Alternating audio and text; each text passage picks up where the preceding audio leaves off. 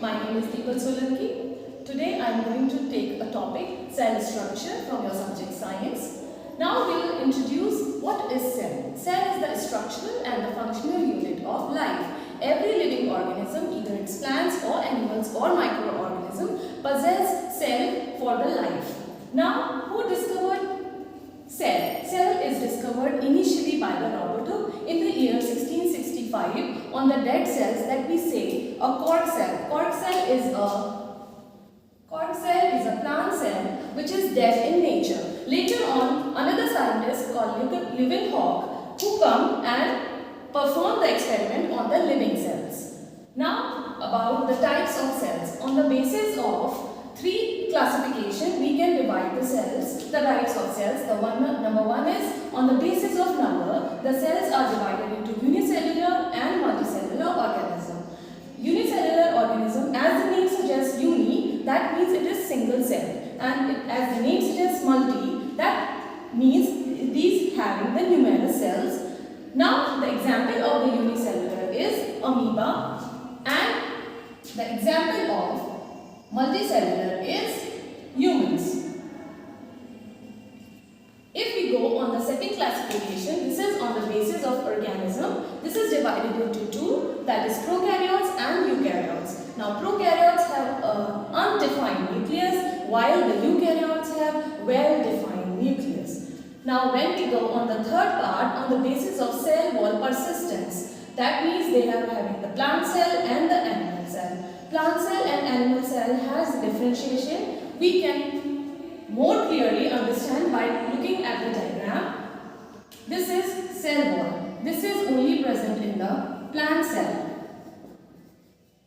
While the other membrane which is come inside this cell wall, this is called plasma membrane. This is only present. This is present in animal as well as in plant cell. So the main difference is animal cell do not possess this cell wall, that is the outermost covering. And why is it so?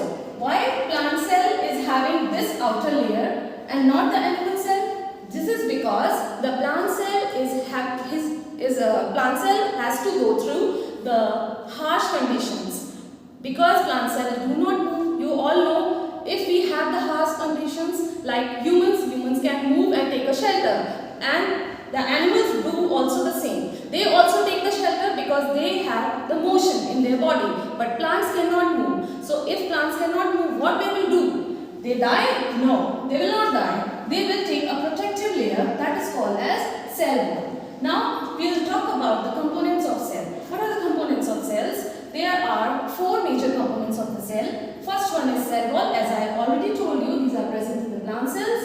Then the plasma membrane, the nucleus, and the fourth one is cytoplasm, that is collectively stand with the cell organelles. So cytoplasm plus cell organelles together combine to make a fourth component. All these three components are together called as protoplasm. This is the only three component that combine protoplasm. It is a living content of the cell. If we talk about the nucleus, nucleus is a spherical structure that is present inside the cell.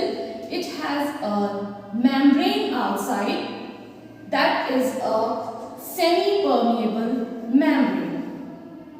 Semi-permeable membranes means it only permits a selective particles to go inside the nucleus and come outside the nucleus.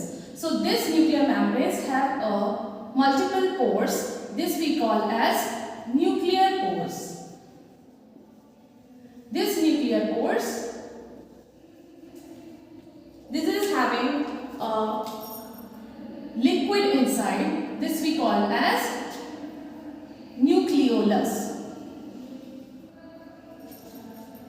Now there are several nucleolus inside this nucleus. So this we talk about all nucleus part, how it is present in the cell. Now if we talk about the cytoplasm, cytoplasm is a fluid-like structure that is present outside the nucleus. In this cytoplasm, many cell organelles are present. These cell organelles are mitochondria.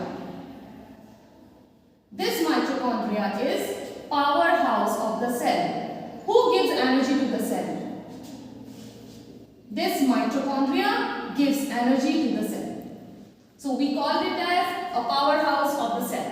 Now other are vacuoles. What are vacuoles? Vacuoles are the circular bodies that are present in the cytoplasm. They collect the waste inside them and throw it out of the cell. Now if we talk about, there are many organelles that is present in the cytoplasm for the smooth functioning of the cell. I hope you like my discussion about the cell structure. In the next videos, we'll talk about the cell, how cell functions. Thank you and have a nice day.